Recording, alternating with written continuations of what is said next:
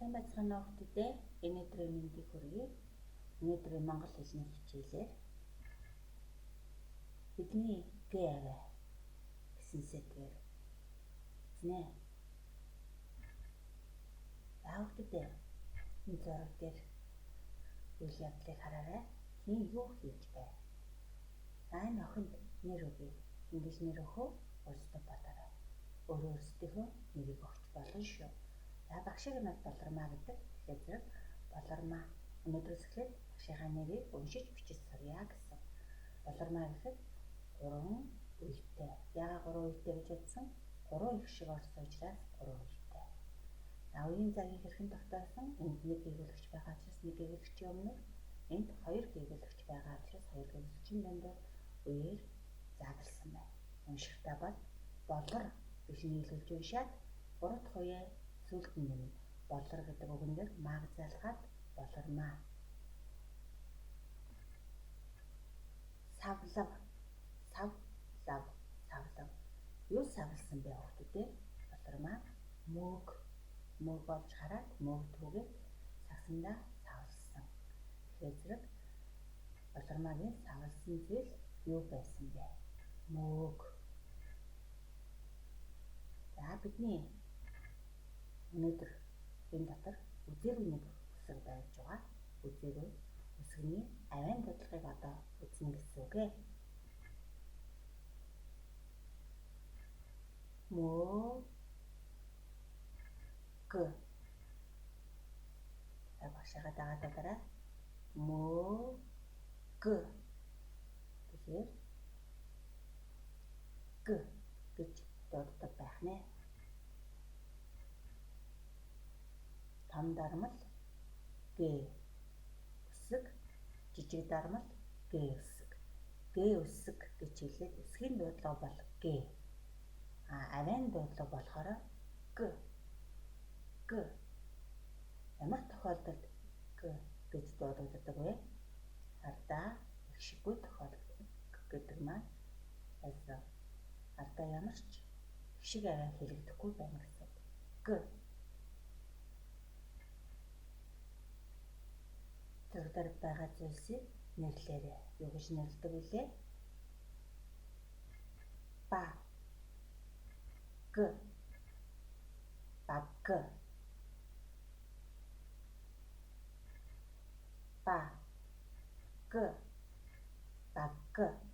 За, эхлэл нь яагаад 2 том жижиг 2 өөрөөр бичигдсэн? Баг гэсэн үгээр өгүүлбэр эхэлсэн тохиолдолд томоор эхлэж бичин гэсэн ойлголттой болсон бид. Эмээгийн аргал туусан энэ савыг юу гэж нэрлэдэг вэ?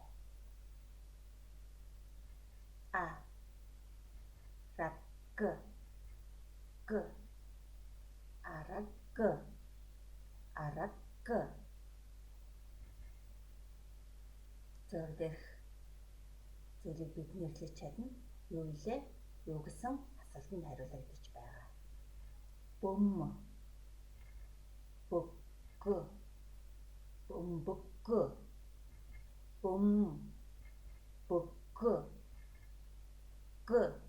Өнөөдрийн үзэж байгаа үсгийн яасан тодруулж харуулж байна. Дуудлага нь юу вэ? Авийн дуудлага нь г. Бас 2 өөрөөр бичигдсэн байна. Яагаад 2 өөрөөр бичигдлээ? Бөмбөг гэдэг үгээр өгүүлбэр эхэлсэн тохиолдолд том б үсгээр эхлээд бичдэг байх юм шүү. Яагаад багш нь ингэж онцлоод байна? Том жижиг б үсгийн яасан бичлэлт нь өөр байгаад онцолж байгаамаа. Юуны зураг вэ?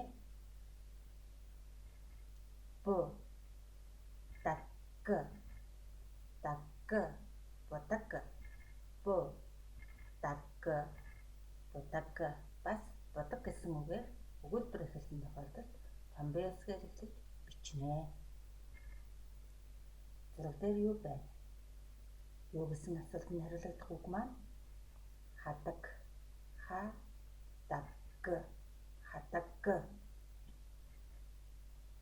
Зураг дээр юу байна? Юу гэсэн асуултанд хариулагдах үг маань өмдөг. өндөггүй, эхний дугийн эн. Өндөггүй. Хоёр хүн хоорондоо яасан? Бэлэг солилцож байгаа. Бэлгийг юу гэж нэрлэдэг вэ? Бэлэг. Юу гэсэн асуултанд хариулагдах үг маань бэлэг. Бэлэг.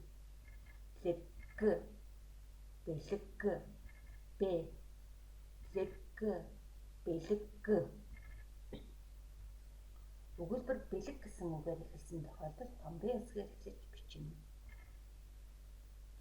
Бүгдээрээ одоо нэг үедээ үг уншия. Үеийн өснөхөн дээрээс багшаагаа дагаад уншаарай. Үг, ууг, хог, хаг, хөг, баг, байг, бог, ууг, ээг, өөг, ааг, айг, лаг, шаг, шог, шоог. Хүүхдүүдээ хамгийн гол үүрэгтэй хэсэг маань эгшиг хэсэг байдаг байх нь. Эгшиг хэсгээрээ бид яасан үеэ тогтоож уншдаг. Нэг эгшиг орсон бол нэг үедээ үг. Бас эгшиг хэсгээрээ эрэм үгийг тогтоодог. Үнэхээр зэрэг эгшиг хэсгээ маш сайн тогтоогоорой. Дахиад уншия. Эгшиг хэсгээ харж уншдаг гэсэн үг. Үг, ууг, хог, хаг, хөг, баг, байг, бог, өөг, ээг, өөг, ааг, айг, лаг, шаг, шог, шоог. Дандаа ямар үсгээр төгссөн? Г үсгээр төгссөн. Г үсгээр төгссөн гэж хэлээд авайн дуудлага нь Г. Өнөөдөр бидний үзэж байгаа үсгийн авайн дуудлага нь Г. Энэ Г үсгийг хэлний Г гэж нэрлэдэг байгаа. Хэлний Г маань битүү үеэр ордог байх нь ардаа эр эгшиг авдаггүй гэсэн. За дахиад сонсоорой. Ардаа эр эгшиг авдаггүй Г үсгийг хэлний Г гэнэ. Одоо хоёр үедээ үгийг уншия. Сүрлэг, сүрлэг, сар, лаг, сарлаг, хар, лаг, харлаг, айраг, айраг, уураг, уураг, гараг, гараг, эрэг, эрэг, өрөг, өрөг, хөрөг, хөрөг, нөмрөг, нөмрөг. Дандаа битүү үе дээр Г үсэг орсон байна. Битүү үе дээр гэдэг маань юу вэ? Ардаа эгшиггүй тохиолдолд битүү үе гэж нэрлэдэг. Хэлний Г маань битүү үеэр ардаа эгшиггүй орж болдог. За дахиад ур, лаг, урлаг, мэдлэг, мэдлэг, ашиг, ашиг. Энд яагаад ашиг бичээгүй вэ? Үгийн дунд орсон биш биегүүлэгчийн араас богино эгшиг бичгээр бол зөвхөн и эгшиг бичдэг. Биш биегүүлэгчийн араас богино эгшиг бичгээр бол зөвхөн и эгшиг бичдэг гэдгийг тогтоогоорой. Сүрэг, сүрэг, сөрөг, сөрөг, элэг, элэг, эмнэг, эмнэг, бүдэг, бүдэг, байдаг, байдаг, уудаг, уудаг. Дандаа Г үсгнүүд маань битүү үе дээр дуудагдаж байна. Яаж дуудагдаж байгаа вэ? Г гэж дуудагдаж байгаа. Одоо 3 үедээ үгийг уншия. Өдөр, өдөр. Эхний хоёр үгээ нийлүүлж уншаад өдөр гэдэг үгэн дээр лөгийг залгаж өдөр, лөг. Өндөр, өндөр, лөг, өндөрлөг. Айраг, айраг, дав, айраг, дав. Хараг, дав гэж нэг тус нь үгээр заглаж уншихгүйгээр харг гэж ихний үеэ нийлүүлж уншаад хараг дав. Харагдав. Дахиад уншия. Өдөр лөг. Өдөрлөг. Өндөр лөг. Өндөрлөг.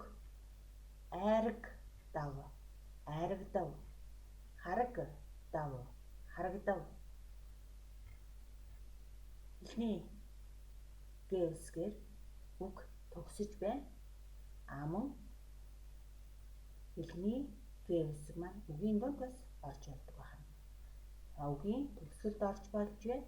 Үгийн дунд бас орж болж байна. Тэгэхдээ ардаа их шиг байна уу? Байхгүй байна. Дандаа битүү үе дээр орж байна. Өдөрлөг. Өндөрлөг. Айраг дав. Хараг дав. За дахиад эндээс уншия. Сурхачиг дээрх үгнүүд байгаа. Үг. Уг. Уг. Хаг. Хог. Хөг. Энэ эхний хоёр баг нь нэг үгтэй үг байна. Дахиад уншия. Үг. Уг. Уг. Хаг. Хог. Хөг. Одоо хоёр үгтэй үгийг уншия. Сарлаг. Сүрлэг. Өрлөг. Холбоо уншия. Мал. Зүрэг. Ураг. Удам. Дулаг. Шамд. Танд энэ гээгүүлэгчийн араас Д гээгүүлэгч ясдаг шиггүй орж. Хэлний угийн энэ гээгүүлэгчийн араас Д гээгүүлэгч шиггүй орж байна. Дулаг. Шамд. Их уншия хүүхдүүдээ. Мөөг. Айд. Олон. Мөөг. Ургав. Мөөгөөр хоол хийдэг. Мөөг. Эмийн ургамлын нэг. За энэ өнөөдрийн бидний үзэж байгаа гээвсгийн бичмэл хэлбэр харагдаж байна. Жижиг бичмэл гээвсэг. Том бичмэл гээвсэг. За энэ дэвтрийн налуу шугамны дагуу өсгийчин налуу гарнаа гэсэн үг. Сайн хараарай. За налууга энэ налуу шугамтай тохируулж гаргаж сурна шүү. Одоо бүгдээрээ гээвсгийг хэрхэн бичдэг бичлэгийг үзье.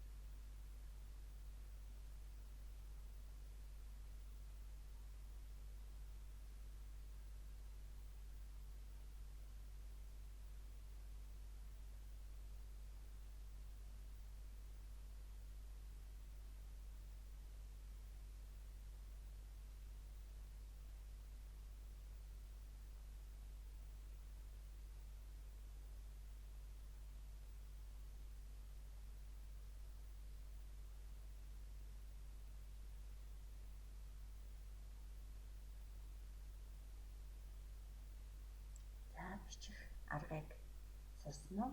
Гээвсгийг дэгийн дагуу цэвэрхэн сайхан бичиж сураарай хүүхдүүдээ. Баяртай хүүхдүүдээ.